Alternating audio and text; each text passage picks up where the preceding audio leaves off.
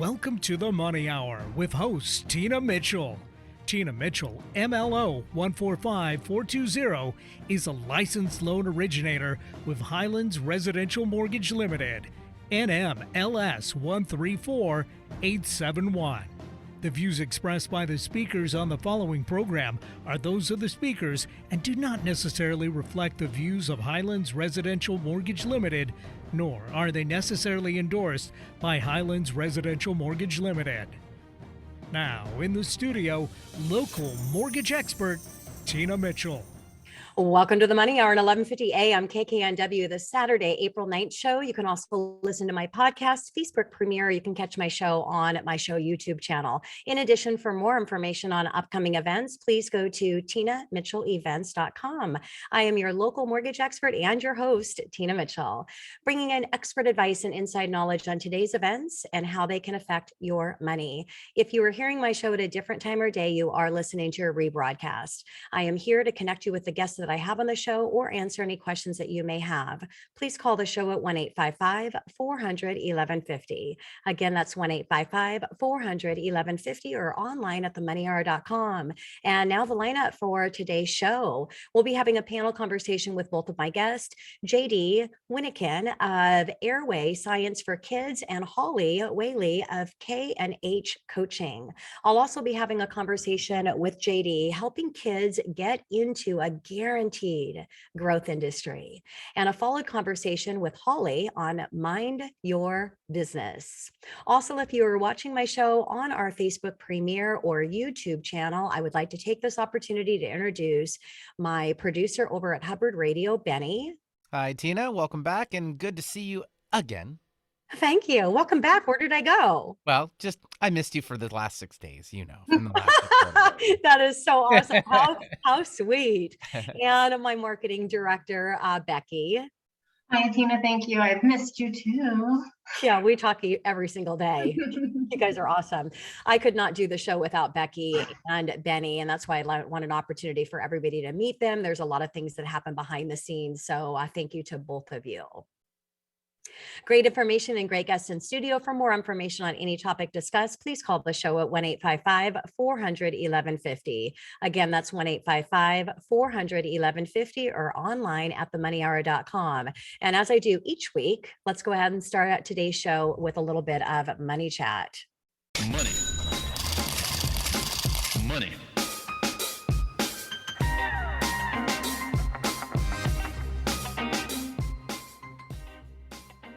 Tina Mitchell here with your money chat. This week, the minutes from March 16th Fed meeting were released showing that the Fed would have likely hiked by 50 basis points in March if it were not for Russia and Ukraine conflict. Many participants noted that one or more 50 basis point hike could be appropriate at the future meeting, which will likely occur in May with inflation going so high. Now, it's expected that the CPI will rise from 7.9% to 8.4% this week. Now, the big news was their balance sheet. Most agree that when they begin to reduce their balance sheet, monthly caps of $60 billion for treasuries and $35 billion for mortgage-backed securities would be appropriate. This is a total reduction cap of $95 billion per month. Now, they also agree that the caps would be in a phased over period of 3 months or longer if warranted. This means that they will start to reduce their balance sheet at a lesser amount, but will eventually get up to the $95 billion reduction over time, much like they've done in the past. Now, last time the Fed reduced their balance sheet, they started with a reduction of $10 billion, $6 billion in treasuries and $4 billion in mortgage-backed securities, and scaled up to $10 billion every 3 months until they ultimately hit $50 billion run off for the year. Now, in today's case, they are planning on getting to $95 billion in just 3 months or so, which explains some comments that we heard from Boehner on the rapid reduction. Now, when we look at the Fed's mortgage-backed security purchases, at the Fed's peak, they were buying $40 billion outright and another $7 billion in reinvestments from their holding for a total of $11 billion per month or $1.3 trillion over the course of a year. Now, we heard from St. Louis Fed President Bullard, who has been extremely hawkish. He said that he thinks that the Fed's fund rate should be at 3.5%, which is a big jump from the current range of 0.25% to 50%. We will also hear from New York Fed President John Williams. He is one of the most influential members of the Fed. The New York Fed is also where all of the mortgage-backed security purchases go through. So the markets are going to be listening really closely to his comments, especially with all of the talk on the balance sheet reduction. Now, initial job claims, which measures individuals filing for unemployment benefits for the first time, decreased 5,000 to 166,000, which is the lowest reading since 1968. Now, the previous report week's numbers was revised lower significantly by 31,000 from 202,000 to 171,000. Continued claims, which are those that continue to receive benefits after their initial claim, decreased 17,000 to 1.5 million. Now, while these numbers look exceptionally low, there was a new methodology the BLS started to use, which rejiggers their seasonal adjustments over the past 5 years. This resulted in some big revisions, lowers to the figures, but remains to be the same, that employers are holding on to their workers and firing less, and the labor market is extremely tight. Now, the global economy is interconnected. There are already signs of a potential recession in Europe.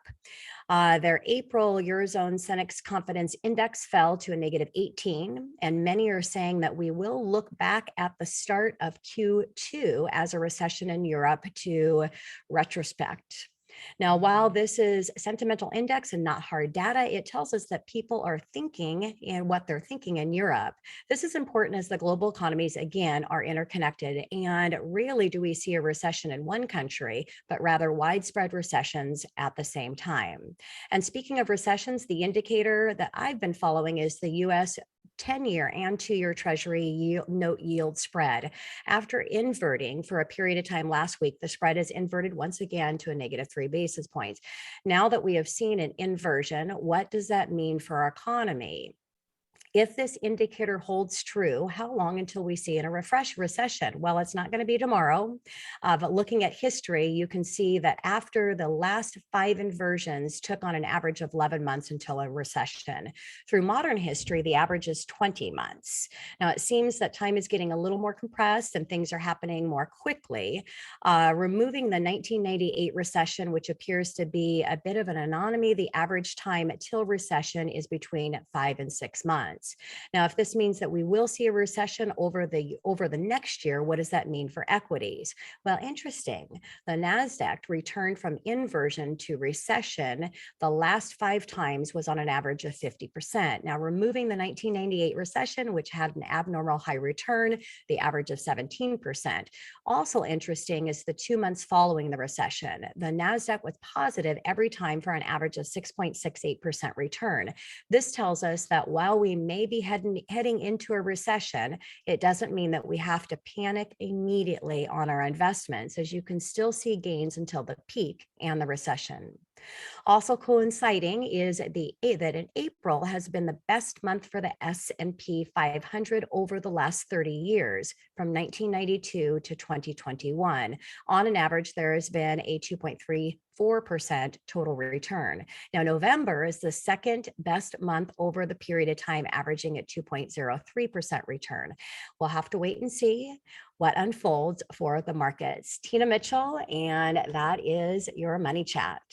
Coming up next on the Money Hour panel conversation with JD Wyneken of Airway Science for Kids and Hollie Whaley of K&H Coaching right here on 1150 AM KKNW.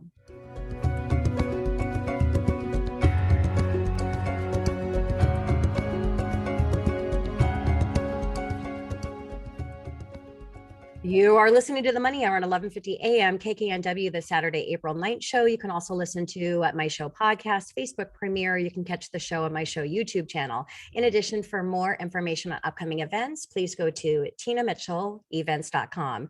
I am your host and local mortgage expert, Tina Mitchell. It is a great day to talk about money, and that is what the show is all about: how to make money, save money, so you can have a better quality of life for you and your family.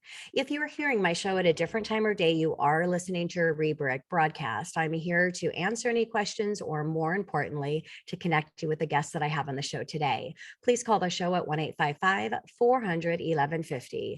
Again, that's 1-855-400-1150 or online at themoneyhour.com. And now in the show, panel conversation with both of my guests, JD Wyneken of Airway Science for Kids and Hollie Whaley of K&H Coaching, right here on 1150 a.m. at KKNW. Welcome to both of you. Thank you for joining my virtual show. Well, thank you for having me. Appreciate it. Yeah. Thank Hollie, you for having me.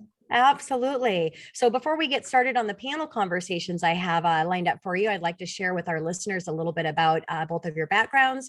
First, Dr. JD Wyneken, Airway Science for Kids, Director of Program Excellence, where he oversees long-term development of programs and corporate relationships. JD has a PhD in 20th century history and spent over a decade in academia. He is also a historical fiction writer, is pitching a novel to agents, and hosts his own 2 podcasts. This show is all about you and breaking up with your BS. He actually co-hosts that show with Tawny Sanabria, which I've also had her and a guest on my show in the past. And just began training to become a certified human potential coach. We're really excited to see all of the amazing things that you have unfolding, JD. And Thank you very much. Yeah, you're welcome. A little bit about Hollie. Hollie Whaley is a certified coach, entrepreneur, and speaker that has 25 years global corporate experience. Her biggest job to date is wife and mom. She has coached clients, employees, and friends on how to be successful in their careers and business. Hollie's passion is to work with business leaders to mind their business through strategic vision, building pillars of success, and creating strong leaders. Again, thank you, Hollie, for being here. Thank you. I like the panel conversation because it gives an opportunity for the people that are listening to the show today, a little bit about both of you before we get into our individual segments. Each week I ask different questions of my guests, except for the first question is the same one I ask every single time because it is my most favorite question. And I think it's the best way for our guests to get to know why you do what you do. So JD, for you, what life experience brought you into your line of work? Well, I would say it's actually pretty much all the main ingredients of all the things I like. I've been an aviation, airplane, space fan since I was a little kid, so that element is covered. You mentioned my degrees in history, particularly 20th century history. I had a strong history in aviation and an interest there, so it combines with my academic training. And I worked for a long period of time at the Museum of Flight here locally, and worked there in public programs, working with a lot of big figures and companies in aviation and aerospace. And so when the opportunity came to take on this position with Airway Science for Kids, it was the perfect convergence of all those elements. It really is, in a lot of ways, the perfect job for me. Isn't that beautiful what you loved and passionate about as a child, and now to see the continued level of growth in that passion? I will have to say that I didn't love numbers when I was growing up, but that's a whole nother conversation. Me neither, actually. Yeah. Molly, well, I work with numbers every single day, kind of crazy. But Molly or Hollie, what about you? What life experience brought you into your line of week and your passion for coaching? Yeah, so I think coaching is a skill that I just have had most of my life. I'm not quite sure where it came from, but I've always been that person to just be able to coach people and inspire people through situations.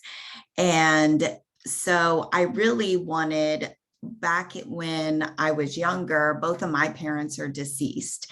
And so because of that, I decided at a young age that I wanted to be successful so that if something were to ever happen, I could always sustain my family. And so I went into business because that's where the money's at, right? And so I became very successful in business, but yet there was that piece of passion that I was missing.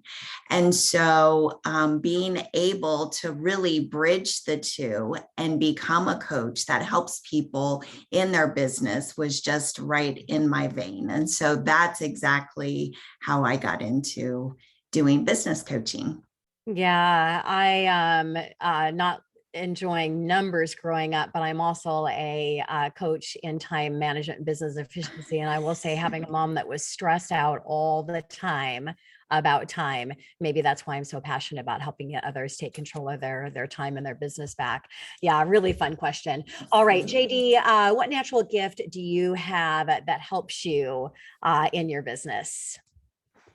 Well, I'm not sure if enthusiasm for the subject is a natural gift. It seems to feel natural to me.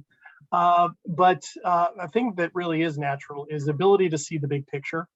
My interest in history is all about seeing the big picture of the past. And so one of the things that I'm able to bring to the organization, and is my job, is to look out ahead of what's happening and anticipate what's coming, but then also find opportunities within that. And that is just something I've always enjoyed doing. I've done it in my writing, I've done it in my work, I've done it in my relationships. Looking out ahead is probably the biggest gift that I bring to the table for the organization. That's beautiful, JD. Holly, how about for you? What is a natural gift that you have that you think is helping you in your business today as a coach? Yeah, so I think one of my natural gifts is the ability to connect with people and the gift of gab, right? So it's given me the ability to connect and, be around people and help people and really have them understand build deeper relationships quicker. So that's just a natural ability that I seem to have. Yeah, being a connector is definitely a gift. And I always say the magic sauce is not getting connected to people that can support your product and service. The complete magic sauce is getting people connected to each other. And through that process, it's massive connections of people that you can help through your product and service. So yes, I love connectors. And JD, I don't know how much competition that there is in your line of work, but what is a unique proposition that you have that sets you aside? I mean, what competition is out there for what you do? Well, we don't really address it as competition. It's usually, potential partners is how we like to go about it. I love that. But yeah, because you never know. And in the nonprofit world, particularly when you're working with underserved youth, you never want to close the door on a possible partnership with organizations that work with similar populations. So we don't really take that approach. What I will say is what we do differently from other organizations that work in aviation and trying to get kids into those careers is we move beyond the technical part. We certainly can introduce kids to all elements of aviation and aerospace. From the basics in all these different areas, we break it down into 6. We do all of that, but we also follow the kids and help these students choose a career. There are hundreds of career opportunities in aviation and aerospace, the majority of which don't require a 4-year degree. And so we can get kids plugged into pathways, and we walk with them every step of the way as long as they want us to do so. So that's the first thing, is we offer that pretty much kindergarten to career opportunities if a kid wants to have it with us, for free of charge, by the way. So they don't pay for any of that. But the other thing that we do that's different is we have a deep understanding and commitment to the idea and the reality that kids can't focus on their careers and reaching their dreams if their basic needs on every level are not being met. So we work with very closely with community organizations, other educational entities, other companies, other nonprofits, to make sure that kids are connected to physical and emotional health needs if they need it. If their families need food or other resources, we have relationships that can help plug them into that. And we train all of our staff in emotional intelligence training to be able to recognize what's going on with kids better and to prevent burnout themselves, because that's a big deal. So we try to take a holistic look at what our students need, make sure that our staff are getting what they need, and then that's going to make the relationship, as you mentioned, the connecting, that much more real. And these kids stick with us if they feel connected, not just to their career opportunities, but to the organization and to each other. So we do that. And there's no other organization in aviation and aerospace that does that whole comprehensive approach like we do. And we've been looking. So I can say that confidently. Yeah, So, that is great. And I'm just so excited that I was able to get you into studio, JD. And I'm really excited for my listeners to be able to hear the individual segment when we're going to dive deeper in what your organization does, because it is pretty spectacular and magical. So thank you, JD. Hollie, what about you? What is a unique proposition that you have? Because there is a lot of coaches out there coaching on a lot of different things. So what sets you aside from other coaches? Yeah. So I think what really sets us aside, or me aside, is that I like to work with small business owners that don't really want to mind their business. They want to mind their craft. Mm-hmm. And so taking them from minding their craft into understanding and minding their business so that they can grow and scale. Beautiful, beautiful answer. All right. So that is that's our panel conversation, but coming up next on the Money Hour, you want to stick around, helping kids get into a guaranteed growth industry. JD Wyneken of Airway Science for Kids, right here on 1150 AM KKNW.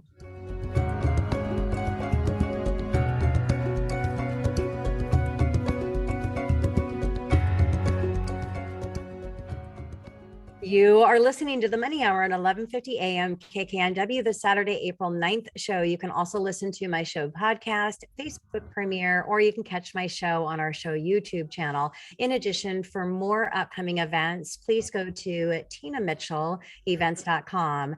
I am your local mortgage expert and your host, Tina Mitchell. I'm here to help you build a strong financial blueprint 1 week and 1 show at a time. If you are listening to my show at a different time or day, you're listening to a rebroadcast. But I'm here to answer any questions or connect you with the 2 guests that I have on the show today. Please call the show at 1-855-400-1150. Again, that's 1-855-400-1150, or online at themoneyhour.com.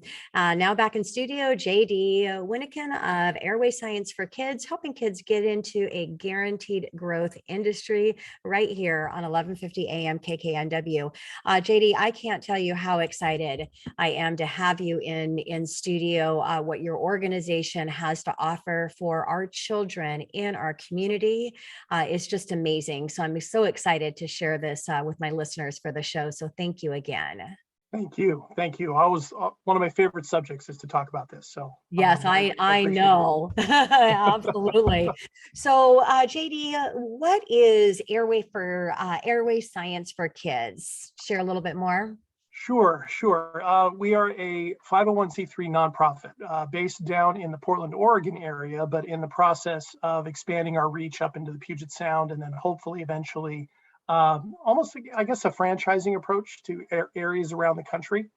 That's the long-term goal. But what we do is we provide life and career pathway opportunities for underserved youth into aviation and aerospace careers. As I mentioned earlier, there's hundreds of career opportunities in this, and aviation and aerospace is about as close as we get to a guaranteed growth industry. The demand will always be there for air travel of various kinds. Of course, the space sector is constantly expanding and will continue to do so. And because the industries are so large, there's a demand for pretty much every other kind of career opportunity under the sun to work for various companies. So a person can be an accountant and do well. A person can be an engineer and do well. A person can work in human resources and do well in this industry. And so we're trying to take what is historically a very difficult industry to get into at high levels if you don't already have wealth in your family, to provide those resources and opportunities to kids who don't have the financial wherewithal. Yeah. And so that's really what we do is try to do that, and do so by taking care of the whole person along the way, and helping kids see that they're not just choosing a career, they can start thinking about the kind of life they want to live. Do they want to buy a house? Do they want to have a family? Do they want to travel a lot? What things are important to them? A lot of kids don't get asked that anyway. Yeah. but certainly underserved kids don't get asked that very often. So that's what we do. That's great. Sounds like the organization really touches everything and whole to bring it together Yeah. through the organization. So JD, let's talk about the company mission. Well, the mission is twofold. First, for our students is to show them what is possible for them and help them to reach that. We use aviation and aerospace as the avenue, but that doesn't mean that a success story for us is only if a kid goes into aviation and aerospace. If a child learns self-advocacy, develops confidence in themselves, recognizes areas of interest that they wouldn't have discovered otherwise, and moves on to other things, we will have done our job. So our mission is to help kids find their way, first of all, in a way that's not traditional to school or things that they're used to. That's on one hand. The other side of our mission, though, is to help the aviation and aerospace industries reach their openly stated goals of diversifying their workforces for the future. Companies like Boeing, Airbus, SpaceX, Learjet, all of them have acknowledged openly the need to really diversify their workforce, both with people of color as well as men, women, LGBTQ. There's every single area of diversity they have acknowledged they absolutely need to continue to grow the industry for the demands of the future. What a number of them will openly say to us is they're not quite sure how to do that. So our organization is one that can help show them do that. And we take that responsibility really seriously. So we base everything we do in the latest research. We are part of the larger conversations about diversifying aviation and aerospace. And we do our best to connect with thought leaders and movers and shakers in the industry to show them what we do and to give them ideas of how they can adopt it. We consider all of them to be partners in what we're doing. Yeah. So a great mission, helping the industry, and then again helping our youth in our community and making those amazing connections. So JD, let's go back to what you mean by underserved youth. Underserved youth. It's a term you hear a lot. And the way we generally use it, obviously, underserved youth can mean kids of any background. They could be rural kids, they could be kids of color who grow up in areas where they don't have the same equal access to resources that other kids do, right? Maybe they don't have schools that are well funded, or they're in far-flung areas away from technological advancements, even having internet, for example, in rural areas. So we define it partly that way, but also underserved in the industry of aviation and aerospace. Aviation and aerospace is still predominantly a male-dominated industry and a white male-dominated industry. And while there's certainly nothing wrong, generally speaking, with that, the industry has identified they would like to expand outward from that and bring in more people of different backgrounds and different identities. And so we define underserved as pretty much all those people who haven't had those opportunities. Tina, it's a really interesting thing. When we take those tests in middle school that tell us about what our career options might be, or what we might be most interested in, all kids across the board in middle school, regardless of their ethnic background, their socioeconomic status, their gender, you name it, they all about equally expressed interest in aviation and aerospace careers. Equally. Really? But then between that point and university graduation and entry into the workforce, it becomes a largely affluent, white male dominated industry. So there's a clear disconnection in there. And rather than spend a lot of time around blame or criticism, we've just decided, let's just bridge the gap. Let's just bridge the gap. We know how. Right. So underserved, definitely not meaning underserved financial or opportunity, but underserved in what the industry is missing in their being underserved in with people. Yeah, it can be both, and oftentimes it does overlap. And yet, what we have found is, when resources are given to kids, wherever their background, whatever their experience, if there's an interest and they see an avenue, they all equally run for it. Yeah, that's great. So JD, how and when did the organization start up?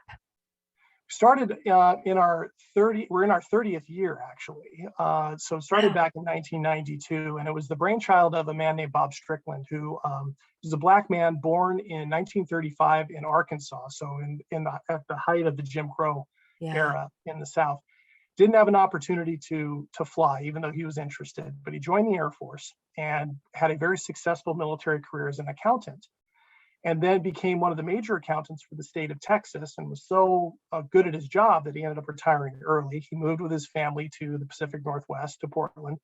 And one day when he was teaching his son how to build and fly a remote control airplane, he realized his son, who didn't have a lot of interest in math, science, was learning them just through the process of working on this plane, right? And so Bob said, what if I took this time and this money that I have and learned how, as he put it, tricked kids into learning basic, the important skills of math, physics, that type of thing. And he started Airway Science for Kids, and they started with 2-year commitments to learn how to build these airplanes, and eventually moved up to building actual airplanes. One of our flagship programs is called Teen Flight, where the Vans Aircraft Corporation, which is the largest manufacturer of kit aircrafts in the world, meaning kits you can buy and build and fly, partnered with us. And we have a cohort of kids every year, teenagers, who build this plane with Dick Van Grunsman, the owner of Vans Aircraft, and qualified aircraft manufacturing mechanics. And they build it together, and then they fly it.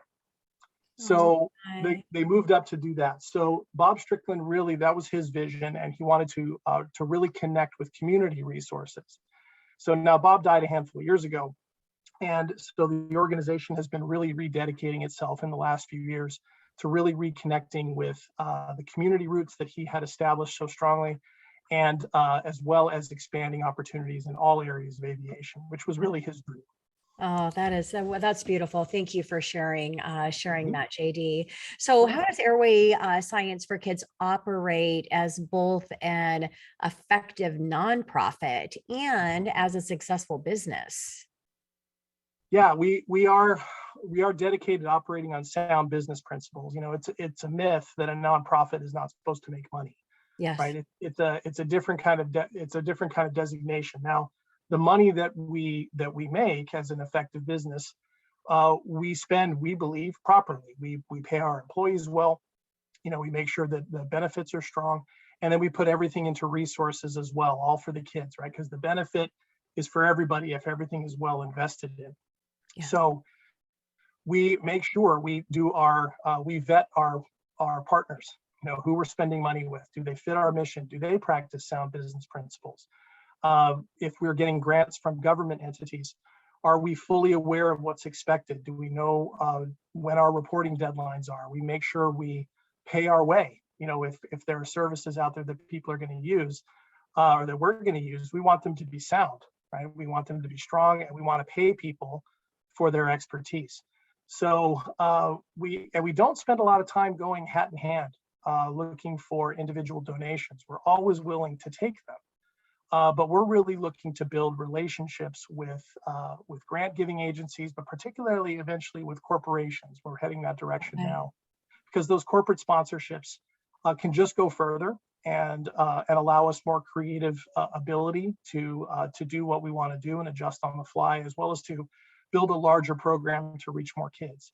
Yeah. So we do all of that. And the reason why we do our emotional intelligence work is to prevent things like compassion burnout, compassion fatigue among our staff, which is a real thing, and so we invest in their care as well. So we believe we've taken the best of how the best companies work and treat their employees and approach their goals, and put it alongside with the best of what nonprofits can offer in terms of a sense of mission, commitment, heart, and larger vision. So that's how we try to pull it together.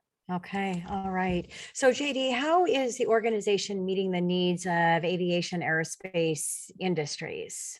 Okay. Well, it's, there's a long way to go, for companies that really want to diversify their workforces. Just to kind of give you an idea, just talk about pilots, which is what everybody thinks about. United Airlines has the highest percentage of female pilots of any American airline, and it's just under 7% of their pilot workforce. Wow. Are women. Right.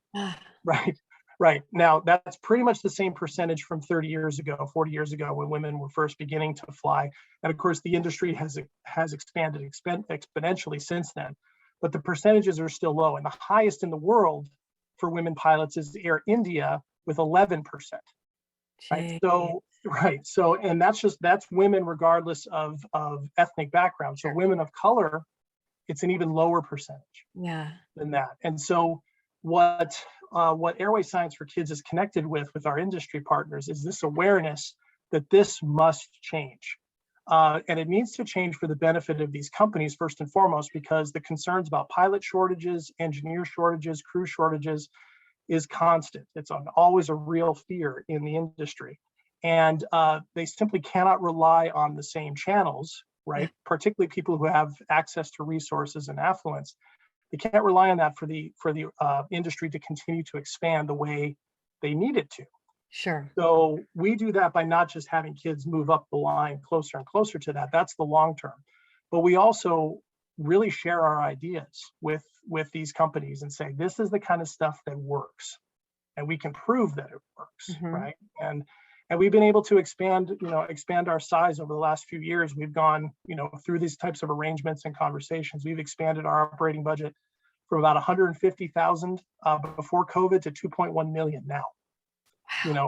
So, and that's because congratulations. I know, thank you. We've had really great partners to work with, but I also credit the larger vision of the organization, our executive director, our board of directors, for really being connected with what the industry needs and with what our kids in the community need. And it just works well together. Absolutely.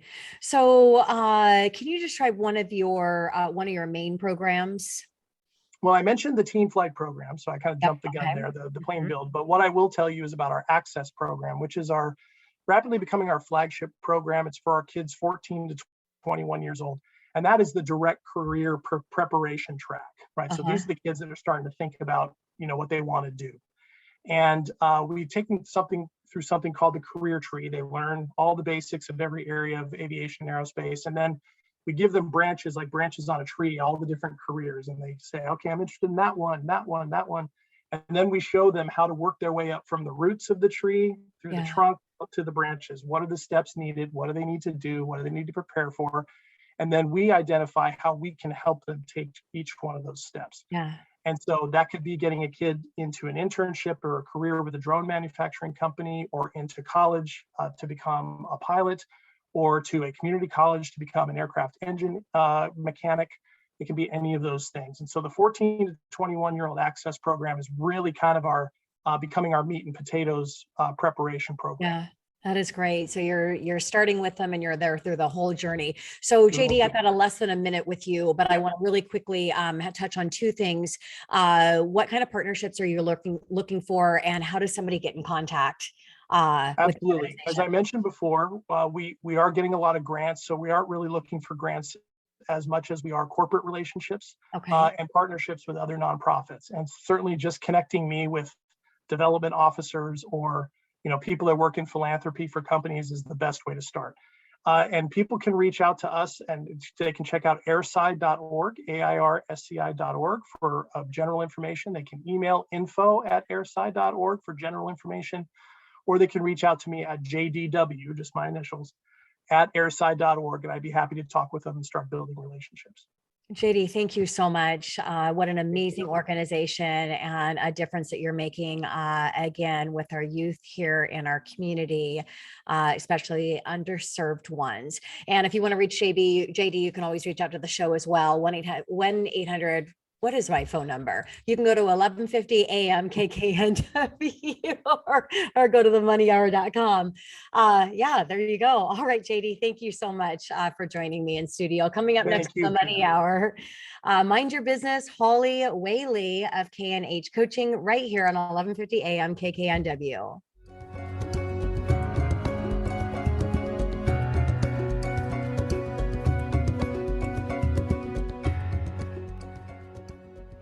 You are listening to the Money Hour at 1150 AM KKNW, the Saturday, April 9th show. You can also listen to my podcast, Facebook premiere, or you can catch my show on my show YouTube channel. In addition, for more information on upcoming events, you can go to tinamitchellevents.com. I am your host and local mortgage expert, Tina Mitchell. I bring into studio each week the best of the best experts and our local market on everything regarding your money. Now in studio, we have back Hollie Whaley of K&H Coaching. Mind your business, right here on 1150 AM KKNW. Thank you again for being here on the show, Hollie. Thank you for having me. It's wonderful. Absolutely. So Hollie, let's go ahead and start out with what is an entrepreneur business coach? Share a little bit more about what you do. Sure.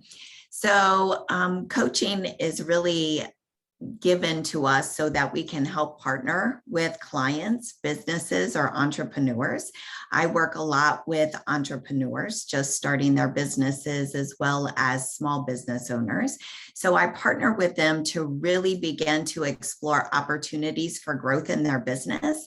And what are some of the blind spots that might keep them from continually growing? So that's really what a coach does. A coach comes in and helps you evaluate some of those areas where you might not see some of the challenges you're having. Yeah. So when should a business owner or entrepreneur engage with a coach? Immediately. Yes. Immediately. So I think one of the biggest challenges that I see a lot is that they wait to hire a business coach because they're not really sure what the quality will be or what to expect. And so it becomes, they get down a road, then they get stuck, then they hire a coach. And if they hire a coach immediately, then they can partner with them and work through some of the roadblocks and challenges that they might be facing, even as they get ready to start their business. And so that's really important for people to do. So to be able to avoid the mistakes that are common, you can go through those and have the solutions to ensure that they don't come up. Yeah, absolutely. So let's talk about what you can expect from a coach, Hollie. Yeah, so I think every coach, depending on what type of coach you engage, you can expect different things, right? But one thing that's very common is that a coach is going to help you explore areas within yourself and your business that needs to be addressed so that you can be the best version of you and your business can be the best version that it can be. And so when you engage with a coach, you have to keep an open mind, you have to be ready for change, and you have to be ready to kind of address some of the challenges that maybe you know are there, but you don't really want to address. And so those are some of the things to expect when you start working with a coach. Yeah. I always say that you have to take the hard road. The hard road represents change. You know, you've got to be willing to go down that road so that you can get to easy street, which is guaranteed to follow if you embrace change. So what is one of the greatest challenges, Hollie, for an entrepreneur when launching their business? I think there's a couple of things, but one common denominator that I have found with individuals wanting to start their businesses is that they get very overwhelmed. And through the process, they begin to doubt their vision, they begin to doubt themselves, they begin to doubt everything. And so just like you said, take the hard road. Sometimes it's a bumpy road. It doesn't always look the way you want it to look. But as you continue through the process, then you'll be able to see your dream fulfilled and really where you want to be. And a lot of people get stuck in the process. And they get so overwhelmed by the process that they just kind of put it in a nice little box and leave it on a shelf. And then they begin to wonder why they don't feel fulfilled in their life. And there's this box of dreams sitting on a shelf that it got too hard or difficult and they just set it aside. And that is so common. For everybody that I have worked with that are aspiring entrepreneurs that are launching their business, that's what we face. And so I actually just finished a book that is called Business Essentials, and it's a practical guide for individuals that want to know how to start a business, and then they get tripped up through the process. And so it's just kind of takes them through some of the thought-provoking questions to ask yourself as you start this business, and really making sure that you're prepared in different aspects to launch successfully. And like you said, the best time to hire a coach is as soon as you're putting your business together, because really having that that support, that mentor, and that person externally or on the outside of the emotional piece of it, and the experience of helping many business owners take their business to the next level and get started. That's why it's important. So you have that support. So Hollie, what do you believe causes so many small businesses to fail? Yeah, so one of the trends that I continue to see, and the statistics are unbelievable when you look at how many small businesses will fail within the first 5 years. So only a small percentage will make it, right? And what I continue to see is that people have a dream, they want to start a business. They do start a business. A lot of them start it with a craft, right? So maybe they like to bake cakes, or they like to decorate cakes. And so they start a bakery and they do really well, but then they don't know the business. Yeah. They don't know how to market. They don't know how to balance their books. They don't know how to manage the money, all of those different components that make a business run. Yeah. And so when it gets beyond their craft, they don't know how to mind their business. And so they either turn it over to somebody else and sell it because they don't know what to do and they can't make it grow anymore, or they're working endless hours and then things are falling apart and they're afraid to hire people. And so really, when you start seeing small businesses fail, it's because they don't have somebody that's helping them on the business side. Yeah, and it's okay to really hire people where you are not strong. Yeah. Right? Like, hire for your weaknesses. I say that all the time. I partner with people that have strengths that are different than mine. Mm-hmm. If there's an area where I feel like I can't compete, I hire somebody, get somebody in that can do that, because we won't be perfect at every part of our business, but we can have a perfect business when we partner with the right people. Yeah, one of my core practices is embracing your strengths and hiring out your weaknesses, owning multiple businesses, and even more importantly than that, having the time, energy, resources, finances to create programs to give back to my community. There is no possible way that I could do it without embracing my strengths and hiring out my weaknesses. Do what you love to do and hire everything else. And that's hire everything else out. And that's another thing, Hollie, and really why you need a coach too, is, how do you hire those people? How do you manage those people? How do you retain those people is an important part of the process as well. So Hollie, how can you ensure that continued success as an entrepreneur or as a business owner? So how do you ensure that continued success is sustainable? Yeah, sure. So I think when we look at success, first of all, we have to define success. So for everybody, success looks different. And so you define your success and what your success means, and don't look at other people's successes and define by that. So define your success, and then you'll know if you're meeting the mark or not, right? But you also continue to learn and continue to grow.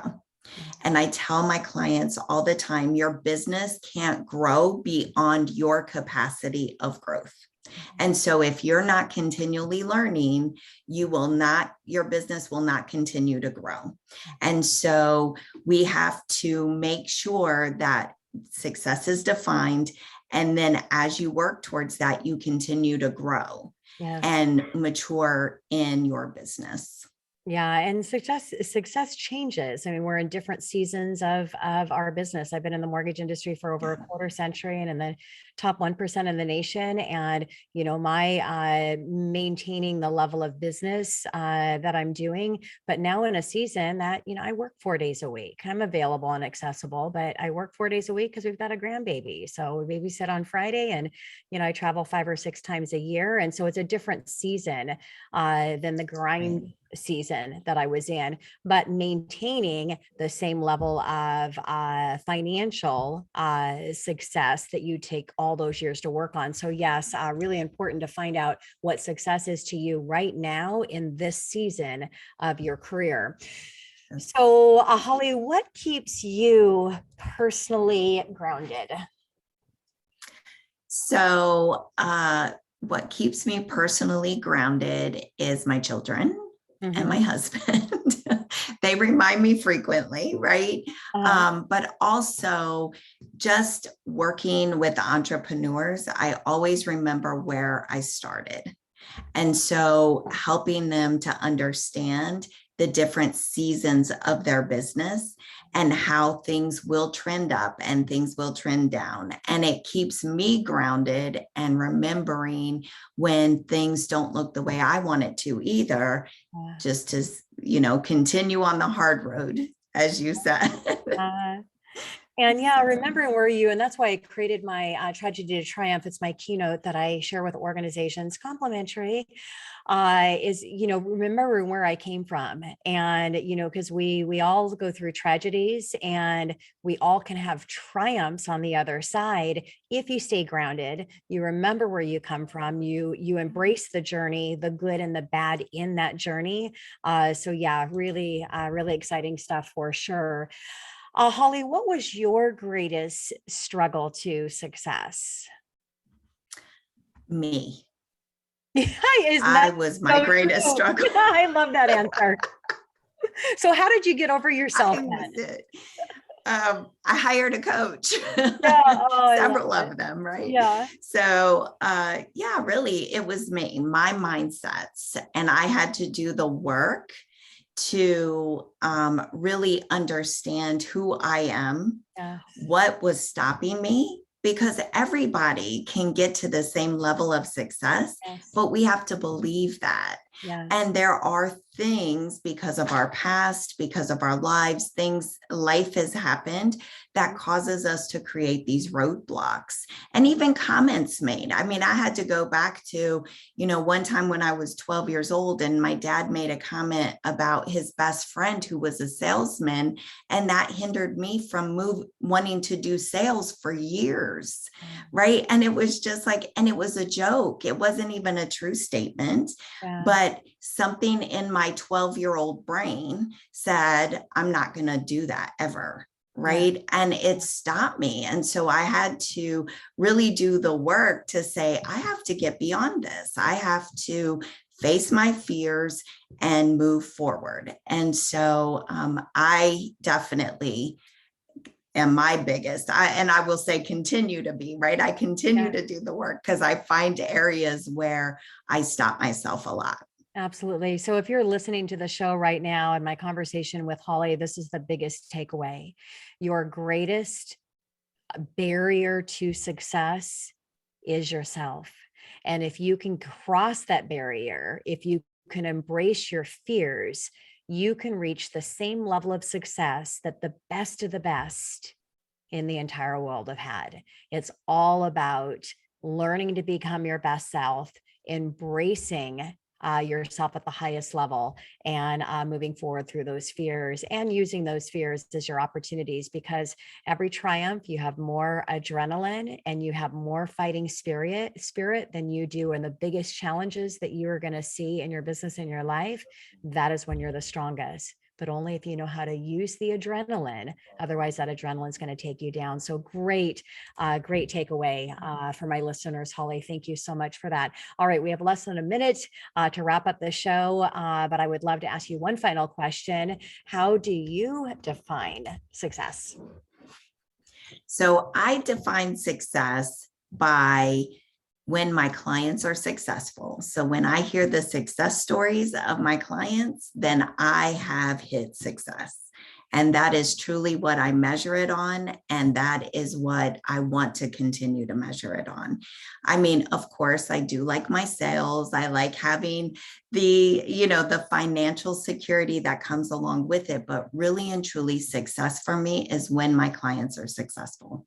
Yeah, well, and it's true, Holly, when you come from a place of contribution, the monetize just figures itself out. And when you have It does. confidence that financial piece and whatever monetize looks like to you is a given when you come from a place of contribution and supporting your community, that's a game changer.